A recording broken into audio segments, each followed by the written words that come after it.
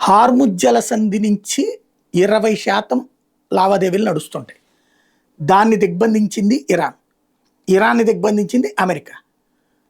America ఈ Oman జనాల నుంచి, అంతర్జాతీయ జలాల నుంచి జనరల్ షిప్స్ను పంపిస్తుంటే ఇరాన్ వాటి మీద దాడి చేసింది. దాని మీద కోపగించినటువంటి అమెరికా ఇరాన్ మీద దాడి చేసింది.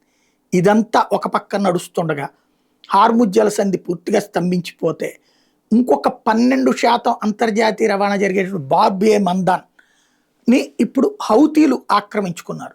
ఇరాన్ ఫ్రాక్సీ అయినటువంటి, అంటే ఇరాన్ ప్రేరేపిత తీవ్రవాద సంస్థ హౌతీ వెళ్ళి అక్కడ పట్టుకుంది, అక్కడ దాడి చేసింది. 6 షిప్పుల మీదన దాడులకు పాల్పడింది. 6 షిప్పుల్ని అక్కడే నిలబెట్టేసింది.